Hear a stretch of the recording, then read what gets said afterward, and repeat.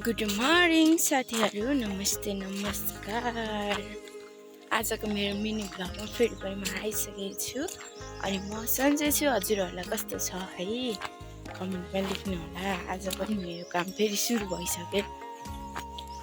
थाहा छ साथीहरू, जहिले सुकै भिडियो त बनाउनु पाइँदैन है, तर कहिलेकाहीँ बसेको बेला चाहिँ फेरि म भिडियो बनाउनु थालिहाल्छु होइन। आज चाहिँ मेरो के काम छ भनेर हजुरहरूलाई जिज्ञासा मनमा जागिरहेको होला नि त। म भन्छु नि त कतै गएको के गरेको। त्यसैले म आज चाहिँ घाँस काट्न जाँदैछु होइन। हेर्नु जङ्गलमा पसेपछि अनुहार पनि कालो हुँदैन, केही छैन ठिकै छ भने कालै छु नि त। आज चाहिँ घाँस काट्नु आएको होइन साथीहरू। अनि बाटो चाहिँ भनेपछि फेरि पानीले खत्तम बनाएछ कि। आज पानी परेर मलाई त उठ्नुपर्ने अल्छी लागिरहेको थियो साथीहरू। मम्मीले भन्नुभयो क्या मलाई, आज त गएर घाँस छैन, तिमी गएर काटेर लिएर आउन, म त सक्दिनँ भन्नुभयो नि त। त्यसैले अनि म पनि हुन्छ म जान्छु नि त भनेर फुरुक्क परेर हिँडिहालेँ साथीहरू। के गर्नु, हिँडेपछि यस्तो हालत।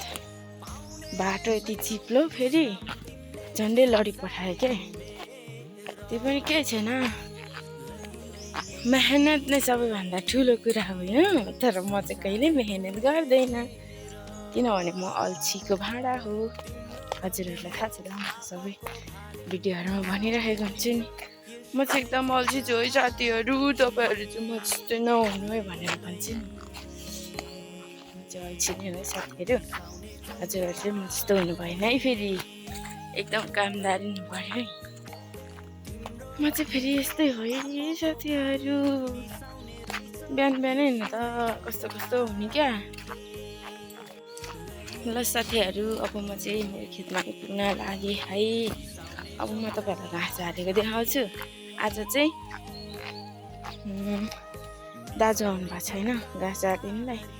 घाँस झारेर जानुभयो कि या त्यहाँ हुनुहुन्छ। म तपाईँलाई आउनुहुन्छ भने देखाउँछु, नभए घाँस झारेको देखाउँछु है साथीहरू। भारी भइसक्यो है उस यता, अब बोकेर जानुपर्ने छ।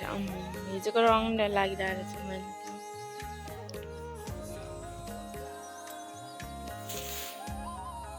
अनि म चाहिँ होइन साथीहरू, दाजुलाई भिडियो बनाउन लगाएर यसरी घाँसको भारी बोकेर हिँड्दैछु।